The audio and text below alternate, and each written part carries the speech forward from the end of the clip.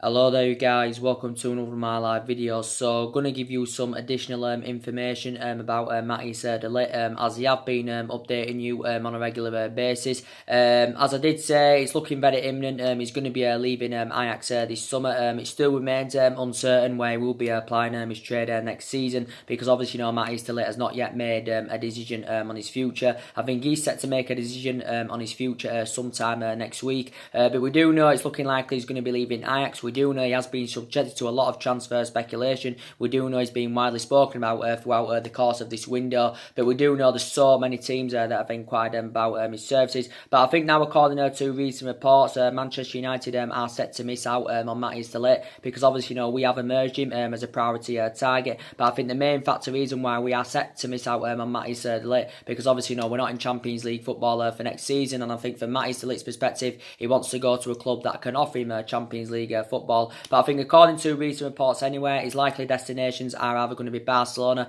or PSG. So I think Matthijs De Ligt is set to make a choice between Barcelona and PSG. So they are the two teams that are considered to be the favourites to get the current player's signature. But we do know at least in the last couple of months anyway that Barcelona have been the favourites to currently get the player's signature. Obviously it came out from Sky Sports, was it a couple of weeks ago, saying that Barcelona were set to sign Matthijs De Ligt, and he was set to join Barcelona.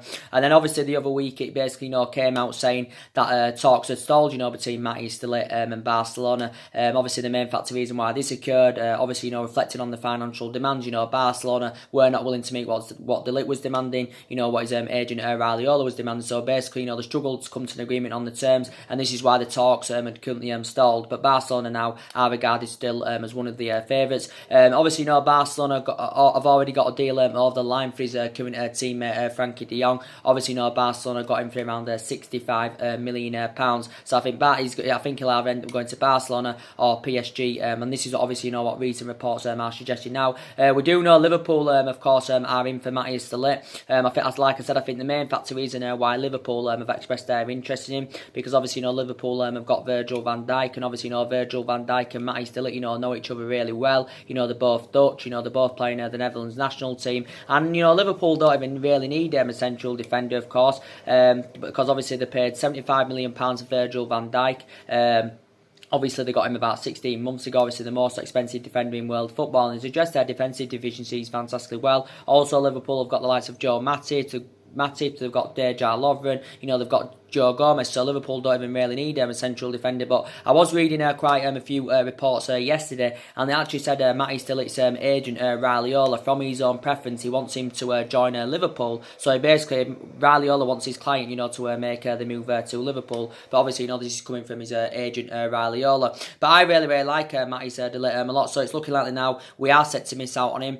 Obviously in terms of the transfer fees, he's going to cost you from between probably 70 to £75 million. Obviously that's what he's initially rated at. It came out a couple of days ago saying that Juventus had lodged a bidding of around £75 million for him, because obviously Juventus have also expressed their interest in Matthijs De Ligt. I think recently Bayern Munich were in there for him, but I think now Bayern Munich came and pulled out of the race. Manchester City inquired about his services, because obviously City are looking for a replacement for Vincent Kompany, obviously after he left after serving 11 years with Manchester City. But I don't see De Ligt going to Manchester City, if I'm going to be quite honest. So I think he'll either go to Barcelona or PSG. He may possibly go to Liverpool, but I would love him to come to the Premier League. Matthijs De Ligt, I think he would succeed. I think he would meet expectation levels without a doubt. But it did say anyway that we've offered Matthijs De Ligt a lucrative contract, and it did say we'd offered him a contract worth up to around £350,000 a week, and obviously this equates to almost £17 million a year. Obviously if this was to process, this would make Matthijs De Ligt one of the highest paid players at Manchester United, also make him the highest paid teenager in world football as well. So I'd love him to come to Manchester United, because obviously he would perfectly fit Ole Gunnar Solskjaer's transfer strategy, because obviously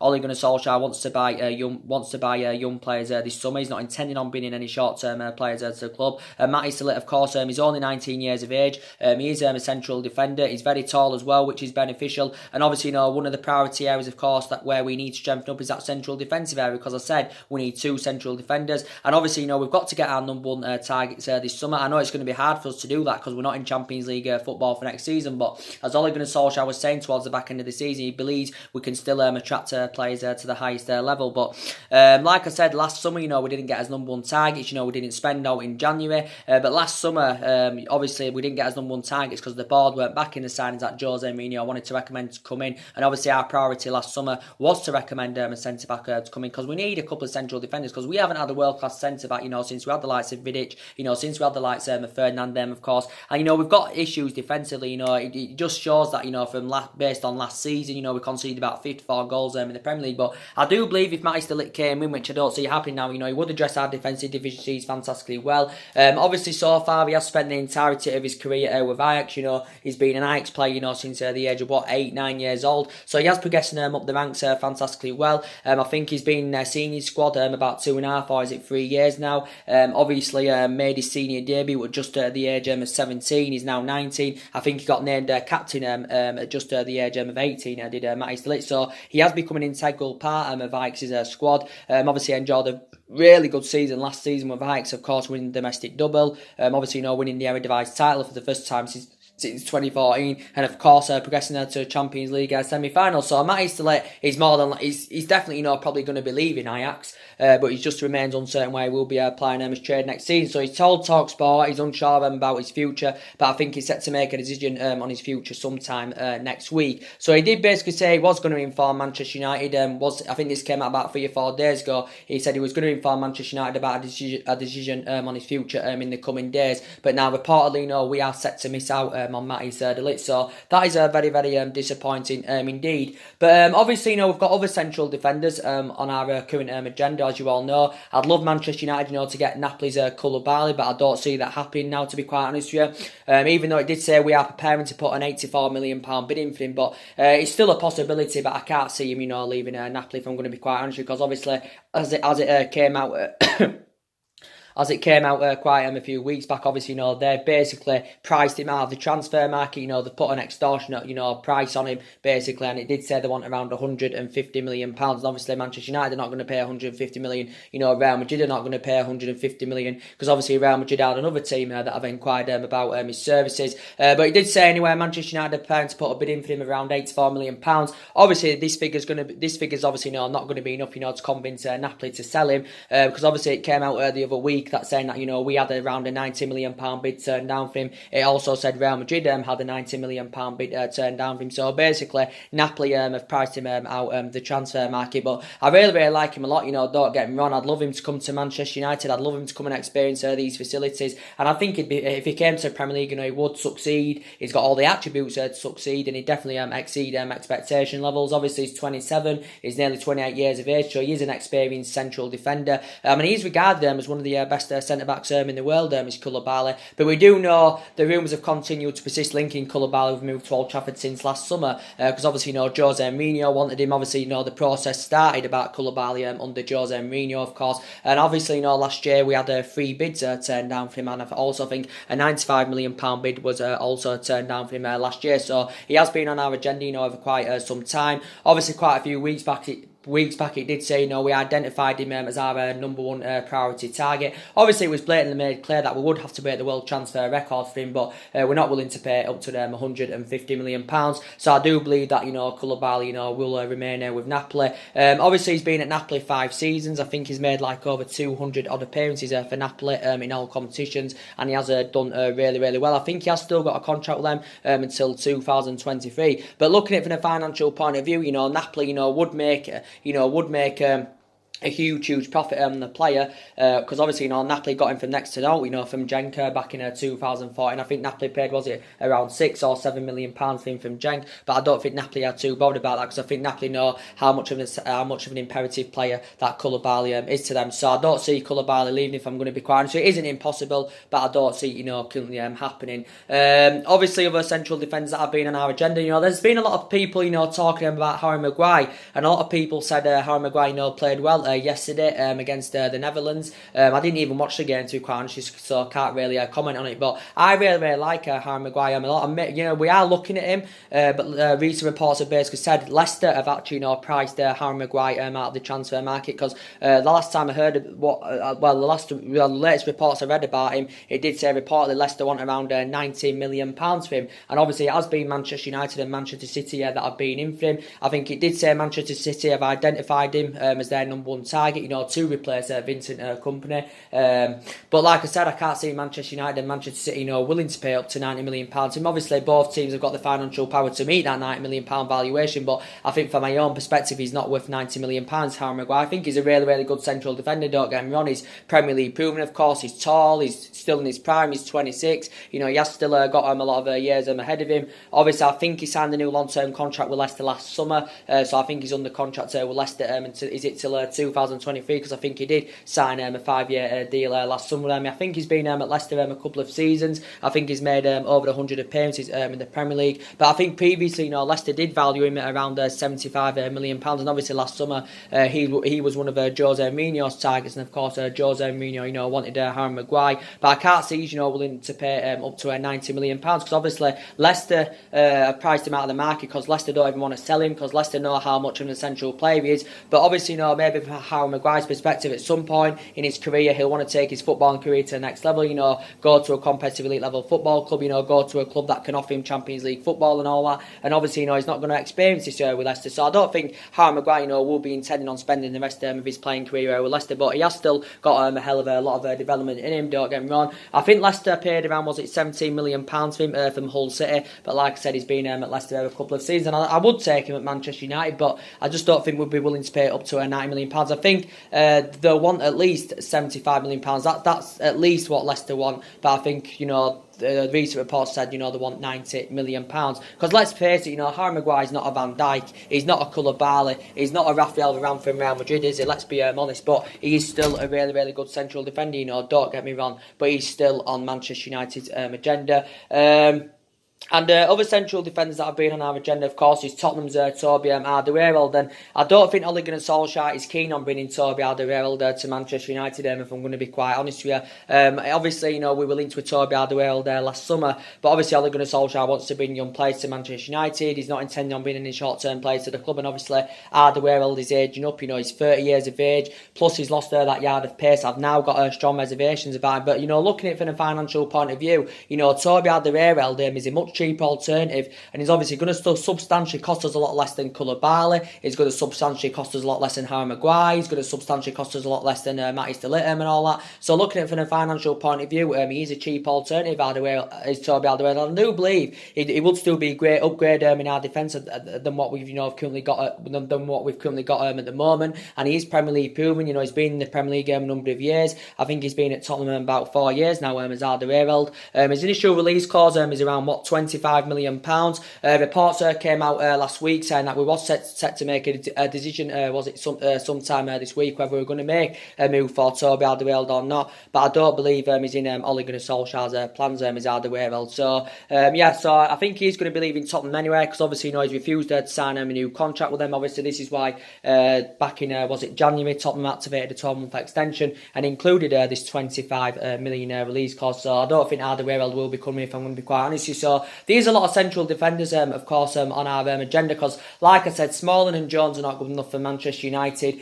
Smalling and Jones have been 2 long-serving players at the club. Obviously, Smalling's been here 9 years. Jones has been here 8 years. So they have been 2 long-serving players at the club. But comparing them, I think Smalling's a much better defender than Phil Jones. But I just think that both inconsistent now, and I think it was a mistake for Manchester United, giving them 2 new long-term contracts. So I think they should go. I know that they're going to be here next season, but I don't think they should be. So this is why I said we need 2 central defenders. Obviously, we've got Eric Bailly, and don't get me wrong, I really like Eric Bailly, because I think he's got great potential, and he really does hold his line really well when he's fully fit. But I think Eric Bailly's Manchester United career has been badly affected, with the amount of injuries he's sustained, with his fallout under managers. I think he's had a really bad effect on his career, and he doesn't even really get in the team now, Eric Bailly, of course. So I think maybe we should orchestrate, selling Eric Bailly, of course. I don't think I think he will be at Manchester United next season. If I'm going to be quite honest with you, but I think we would be open to selling Bay. I think we'll be looking to recoup the initial £30 million that we did pay for him from Villarreal back in 2016.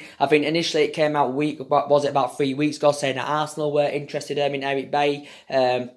But like I said, obviously it was one of Jose Mourinho's first signings with Eric Bay. Obviously, Jose Mourinho bought 11 players, just spent just under £400 million of them. But actually, Eric Bay was his first signing. But he burst into the scenes very well when he came into the Premier League. Did Eric Bay. But I think like I said, with his fall on the managers and his injuries, he has sustained. It's had a bad effect on his career, and he has become injury prone as Eric Bay. I think he's made about 50 appearances for us in the Premier League. Only scored the one goal. I think that he got against Swansea a couple of seasons ago now, was it? So yeah, I think we need to get rid of him. Like I said, with Rojo and Darmian, it's obviously looking very likely they're going to be leaving the club. I think at an estimated guess we can get around 25 or 30 million pounds for Matteo Darmian and Marcus Rojo. I think they've enjoyed difficult times at Manchester United. I think Rojo obviously doesn't even really get in the team anyway, and I think he has become injury prone since he's come to Manchester United, so he has struggled with his fitness regime. Obviously with Darmian, he hasn't really, been given the chance as Matteo Darmian, so we do need to get rid of him.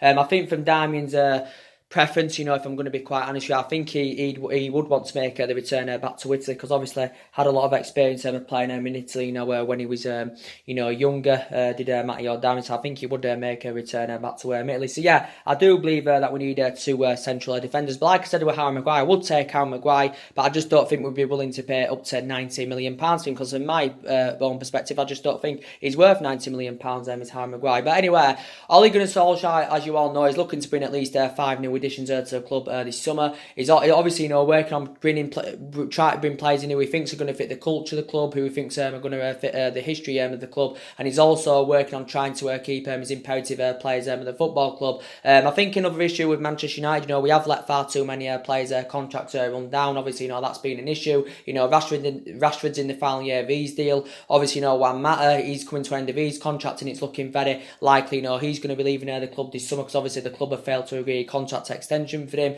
Obviously, it was bad business for Manchester United, letting Ander Herrera go on a free transfer, and obviously, De Gea is in the final year of his deal, and it's obviously, looking very likely that David De Gea is going to be leaving. I think Ole Gunnar Solskjaer knows how imperative, David De Gea is. But anyway, we are getting a spending spree of around, £200 million this summer, or is it £250 million this summer? And like I said, that should be enough for us to get around 5 players on the board, depending on how we are with our recruitment this summer. We're going to be sensible with our recruitment, because there's a lot of our players on our agenda that are available for a reasonable figure, as you all know. But, look at the areas we're lacking. We need a right back. If De Gea leaves, we need to buy a goalkeeper to replace him. We need 2 central defenders. If Pogba leaves, we need 3 new additions in that midfield. We need a right winger. If Lukaku leaves, we're going to need a replacement for him. So we do need a massive overhaul this summer. But obviously, none of this squad's Ole Gunnar Solskjaer's. Like I said, none of this squad's Ole Gunnar Solskjaer, so he is still in the process of rebuilding. Like I said, we have got to get a director of footballing, and that's a structural change that we do need. The club, obviously, we've got to get a director of footballing before the start of the next season, so that's very essential indeed. And obviously, we need to recommend someone who's got the experience, and of course, someone who knows the culture of the club. But I haven't heard much latest news about the director of football lately. But like I said, I do believe in the next couple of seasons that our aspirations is going to be that top 4. People have said if we can get the right players to Manchester United this summer, they do believe we can, they do believe, we can actually, challenge for the title or maybe even win the title, but I don't see it happening, to be quite honest, because I think we're a number of years off, from mounting any kind of title challenge up. I think we're years off, from winning the league. So like I said, I think the next couple of seasons, our aspiration is going to be that top 4. I think our expectations going into next season will be probably to finish in the top 4, maybe win the Carabao Cup, maybe win the Europa League. But obviously at the moment, City are strides ahead of us, Liverpool, of course, are strides ahead of us. So it's very imperative, that we catch up with the likes of City, and that we catch up with the likes of Liverpool, because I do believe City will probably invest this summer, even though they've spent a hell of a lot of money under Pep Guardiola especially.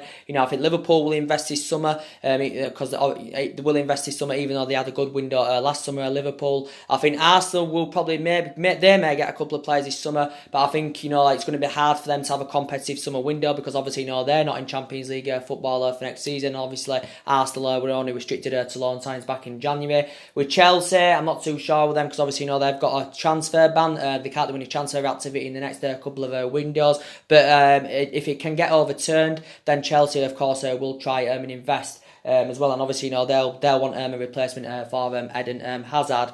So yeah, we've definitely got to get our number one priority targets this summer. Obviously we haven't won the Premier League since 2013. That obviously came in Alex Ferguson last season. So since that point we have been playing catch up for the last 5 or 6 years. We do know a lot of money has been spent at the club. We've had different managers with different philosophy, and I think like over £700 million has been spent. We've seen players come in, we've seen players go. I think the majority of the money that we have spent has obviously gone on, the majority of it has obviously gone on the wrong players, with the wrong mentality and all that, and obviously they haven't fitted the culture of the club. So Solskjaer wants to bring players who he thinks are going to fit the culture of the club. Also bring players who he thinks have got that work ethic, that physicality, but we've got to bring the right players who've got the ability to elevate Manchester United at least in the next 2 to 3 years, of course. But like I was saying, it's not always about spending big on players. It's not always about getting them Glasgow players. Like I said, because it doesn't always guarantee you success and doesn't always get you in that commanding position. I said you can buy the best players in the world. If they're not working as a unit, if they're not working as a team, you're going to get nowhere. Like I said, but we've got a history of spending big on players anyway, especially in recent seasons. Paul Pogba, £89 million. Romelu Lukaku was £75 million initially, £90 million with add-ons included in the deal. So yeah, so we do basically know anywhere that our first signing this summer anyway is going to be Daniel James. Of course, as obviously a lot of people would have updated you on yesterday. Also, I updated you on that. Obviously, we have agreed an initial £15 million fee. Obviously, there is add-ons included in the deal, so it does potentially rise up to around 17 or is it £18 million. But yeah, I hope Daniel James can exceed expectation levels with Manchester United. I hope he can succeed in the Premier League. He's only 21 years of age. Obviously, had his medical yesterday, did Daniel James, and he does look a pretty decent player. Like I said to you, I have got some reservations about him. Obviously, quite a few teams went in for Daniel James right at the final hurdle. Brighton went in for him. Obviously, Leeds United were on the brink of getting him back in January. Obviously, Everton inquired about his services. But yeah, so he's going to be our first signing this summer. Is Daniel James. Obviously, he's going to be our first signing under the Ole Gunnar Solskjaer era. So we do know he primarily plays on the as a winger. Does Daniel James? He mainly plays on the wing, but I think he's supposed to be more effective from that left-hand side, and that's where reportedly you see the best of Daniel James. So I think that's where Manchester United will put Daniel James, of course. Like I said, he's only got a year left on his deal with Swansea. I think it was on his first season last season in the senior squad with Swansea. I think he played, was it about 39 or was it 40 games for Swansea, but I think he did really, really well last season. Obviously, he graduated from Swansea youth system. Obviously, Swansea initially got him from Hull in 2014. I think Swansea paid around, was it £72,000 for him. But the question is, has Daniel James got the abilities? Has he got the minerals to make it to the highest level? Because to be quite honest with you, he is a surprise solution. He is a cheap acquisition, and he is a low expectation. But obviously, we know it had been fully finalised by now. I should presume it would have been fully finalised by now. But obviously, based on his father passing away, obviously, the move has been delayed a little bit. And obviously, Manchester United have allowed him that time and space that he does need. So obviously now his move to Manchester United is imminent, of course. So obviously he had his medical yesterday, but hopefully he can do well with Manchester United. But he's only 21. He has still got a lot of years ahead of him. But like I said, the reservations I've got about Daniel James, he's not really good in the air. He's not really good at tracking back, but he is good at cutting in from that flank. He can create that width very, very well. You know what I mean? So hopefully he can do well with Manchester United. But he's taking a huge step, in his career. Coming from the Championship and coming into the Premier League, Daniel James, and I think he did say his preferred destination, of course, is Manchester United. So obviously, he's going to be our first signing. Some people are going to say what's going to happen with Martial. Well, I think we'll probably put Anthony Martial in more of a central position now, of course. I know he primarily plays on the left, but obviously we're going to put Daniel James on the left, so we'll probably put Martial in more of a central position. I know Marcus Rashford as well, can play out wide, but obviously, Rashford is actually more effective, centrally, of course.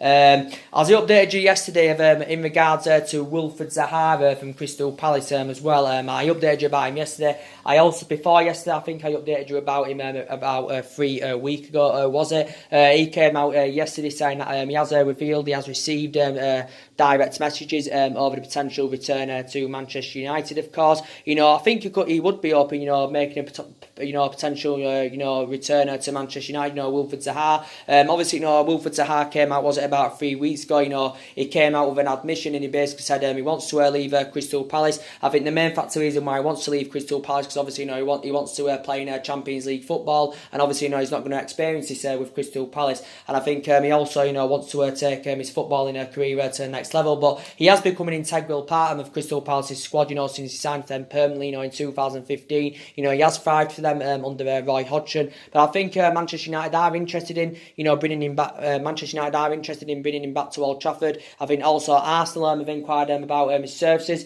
It came out quite a few weeks back saying that Arsenal were only willing to pay up to £40 million for Wilfred Zaha. They're reluctant, to pay what Crystal Palace are demanding, because I think Crystal Palace want around £80 million for him. Some reports did say they wanted around £100 million for Wilfred Zaha, but he has done really, really well with Crystal Palace. He's 26, he's still in his prime. He has still got a lot of years ahead of him. I think he's under contract with Crystal Palace till 2023. Obviously, signed I think he extended his contract till 2023 last summer. Did Wilfred Zaha, but he can play as a forward. He can also play as a winger. I think the majority of his goals for Crystal Palace have come centrally, of course, but he can also play on the left. He can also play on the right. Wilfred Zaha. So would you take Wilfred Zaha back at Manchester United? Because obviously we had him when he was younger. He had 2 years with Manchester United, of course, but never really got the opportunity. And actually, it was Alex Ferguson's last signing before he announced his retirement that season. I think we paid around £10 million for him, but he never really, got the opportunity in his 2 years with Manchester United. I think he did make about 4 senior appearances, was it? But initially, he spent the majority of his career with Crystal Palace, because he initially began his career with Palace. Obviously, then had a couple of years with us. Obviously, then went back to Palace, I think, on loan, and then he also had a loan spell with Cardiff. So obviously, he has played under Ole Gunnar Solskjaer. So maybe Ole Gunnar Solskjaer is keen on reuniting with the player, and then obviously, then signed for Crystal Palace permanently in 2015. I do think it says there is a sell-on clause in the deal. So if Crystal Palace, if Crystal Palace sell him, we get 25% of the profit of what Crystal Palace get from selling him, or something like that. Due, like I've just said, due to the sell-on clause. But yeah, would you take Wilfred Zaha back at Manchester United? Some people, said they will. Some people have said they won't. I'm not too sure, to be quite honest with you, but he does want to take his footballing career to the next level. But I think also Tottenham have been linked with Wilfred Zaha in the past. They've been in for him, of course. But reports came out the other week saying that Arsenal were only willing to pay £40 million for him. He is a good player, but maybe Arsenal don't think he's worth around 80 million or 100 million pounds, of course. But probably is going to be leaving Crystal Palace, because obviously he did say he wants to leave because obviously he wants to be in Champions League football. As I updated you earlier on as well, in regards to Youri Tielemans from Leicester, obviously he's been subjected to sorry about that. He has been subjected to He has been subjected to a lot of transfer speculation as Youri Tielemans. It does say Manchester United are in for him. It also says Tottenham are in for him, and I think Leicester are keen on getting him on a permanent deal. So I think if Paul Pogba leaves, we have targeted Youri Tielemans as a replacement for him. I think before my video I did today earlier on, I updated you about Youri Tielemans quite a few weeks back. Obviously he's had about five or so months of experience under his belt in the Premier League, because obviously he has been on loan with Leicester. I think from Youri Tielemans' perspective, I think he did say he's expected to return to Monaco, but like I said, Youri Tielemans was pivotal in Leicester's transformation under Brendan Rodgers. Now, I think Leicester want to get him on a permanent deal. Like I said, I think Leicester have been in talks with Monaco over getting him on a permanent deal, but he has been very, very impressive during his loan spell with Leicester. But like I said, I think he's expected to return to Monaco. I think Monaco initially value him at around £40 million. I think he's under contract with them until 2022. Initially, I think Monaco got him for around 21 million. Was it around 21 million pounds from Anderlecht, because initially he began his career with Anderlecht. Obviously, I think made about 185 appearances for Anderlecht, scored 35 goals across 4 seasons he was there. Obviously, I think he won the league title with them with Anderlecht twice. But yeah, I think he's expected to return to Monaco. But he's only very young. He's 22 years of age. Is Youri Tielemans. I think also Arsenal have inquired about his services in the past. I think it came out the other week saying that Manchester City were interested in Youri Tielemans, and he's primarily a central midfielder. So if Paul Pogba goes, I think Manchester United are set to look at him as a replacement for Paul Pogba. So yeah, Tottenham are in for him, but I think Leicester want to get him on a permanent deal. Also, as I updated you about Bruno Fernandes, well, I've been updating you about Bruno Fernandes on a regular basis, haven't I? Obviously, Manchester United have scheduled a meeting with Sporting Lisbon, obviously to get a deal finalised for Bruno Fernandes. I think it did say we are set to get him in a deal worth around £71 million. Basically, it has been mainly Manchester United and Manchester City that have been battling it out for Bruno Fernandes' services, but according to a board of the Portuguese press, they have suggested out now that Manchester City are no longer interested, and they have now pulled them out of the race for Bruno Fernandes, because initially it did say that City were only willing to offer around £50 million. It did say City were willing to offer a couple of their players as part of the deal, but I think now it does say we are emerged as the front runners to get the players' signature, because obviously we're willing to offer more than Manchester City. But now obviously recent reports have come out saying that Liverpool have joined the race for Bruno Fernandes. It also says now Tottenham are now in for Bruno Fernandes, because I think Tottenham are seeing Bruno Fernandes as an alternative to Giovanni Lo Celso, because we do know Giovanni Lo Celso has been on Tottenham's agenda. But I do know that Tottenham have been in negotiations with Real Betis of concluding a deal for Giovanni Lo Celso, because I think from Giovanni Lo Celso's perspective, his preferred destination is Tottenham, even though Manchester United have actually been interested. He's 23 years of age. I think he scored about 16 goals in all competitions last season for Real Betis. Did Giovanni Lo Celso, so he did really, really well. Obviously, Real Betis got him last summer from PSG. Initially, he was on loan, but I think Real Betis made the deal permanent in April. I think they paid around 19 or 20 million pounds. And obviously, if Real Betis do sell him, PSG, do get a percentage of any sale, of course. But yeah, Tottenham have been in talks with Real Betis about this. I think Tottenham last month had put a bid in for him of around 53 million pounds, but obviously, this figure is not going to be enough, to convince Real Betis to sell him. I think, obviously his release clause is around 88 million pounds, and I think, I think Real Betis from their perspective, want his release clause out to be triggered, or they want around 70 or 80 million pounds for him, of course. So yeah, he's obviously, on Tottenham's agenda is Giovanni Lo Celso. So obviously, they are now seeing Bruno Fernandes as an alternative to him at Tottenham, but obviously, Tottenham do want to invest this summer, because obviously Tottenham haven't done any transfer activity in the last couple of windows. Like I said, I think the last player they signed was Lucas Moura back in January 2018. Obviously, their record signing is Davinson Sanchez, who they did pay £42 million for Mike. So was it back in August 2017? So Pochettino, of course, will want back in this summer. So he has got quite a few midfielders on his agenda. Obviously, Christian Eriksen is linked to a move to Real Madrid. So if Christian Eriksen goes to Real Madrid, obviously, Tottenham are going to want a replacement for him. So now reportedly, they are in for Bruno Fernandes. Liverpool are in for Bruno Fernandes, as I said. Recently, Bruno Fernandes came out and admitted that he does like Liverpool, but I still believe we are emerged as the front runners, to get the players' signature. So Bruno Fernandes is only 24 years of age. He has still got a lot of years ahead of him. Like I said, I'd love him to come to Manchester United, because he's been as them goals that we need. He can also provide them as well, and I do believe he's got all the attributes to definitely succeed in the Premier League, and I do believe he'd exceed expectation levels in the Premier League. Bruno Fernandes. Obviously, he's been on our agenda for quite some time. His initial release clause is around £86 million in his contract with Sporting Lisbon, but obviously it did say the likes of Man United and Manchester City, we're not willing to trigger his release clause. Of course, he's under contract with Sporting Lisbon until 2023. Initially, I think we wanted to get a deal finalised this week, but I think we've actually scheduled the meeting for next week now, so hopefully we can get a deal finalised for him. Obviously, the likes of Liverpool and Tottenham can offer him Champions League football. Manchester United can't offer him Champions League football, but I still believe we are the favourites, because obviously we're willing to offer more than Manchester City and all that. Obviously, Bruno Fernandes had a lot of experience of playing in Italy, when he was younger, the likes of Sam Pandora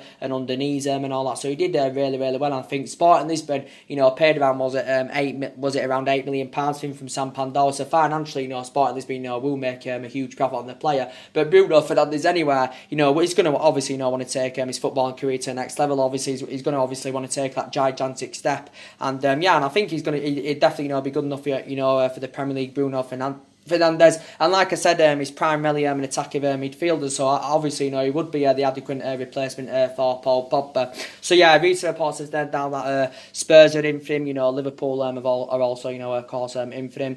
Obviously, as well as I have been updating you about James Maddison from Leicester. Now, recent reports have come out about him. Now, this is coming from the Metro, saying that he does want to stay at Leicester. Now, reportedly does James Maddison. You know, despite that, he has been subjected to quite a bit of transfer speculation. Obviously, we do know recent reports have said, you know, we're in for him, City are in for him, you know, Liverpool are in for him, Tottenham have been in for him. But I think City, Liverpool, and Tottenham have obviously, you know, been tracking him, you know, since he was a teenager at Coventry. But I think now reportedly he wants to stay at Leicester, even though reports were coming out in the last couple of days saying that he's keen on making the move to Manchester United. Is James Maddison. It did say, you know, we emerged him as a priority target. It did initially say Leicester wanted around £60 million for him. Obviously, Manchester United would be happy to pay that, but obviously, you know, we haven't put any formal bidding for him yet. It does say, you know, we have made contact with James Maddison and his representatives over the potential move to Old Trafford, because I like James Maddison a lot. You know, I think a lot of people would take him. You know, he's Premier League proven. Obviously, he's had a year of experience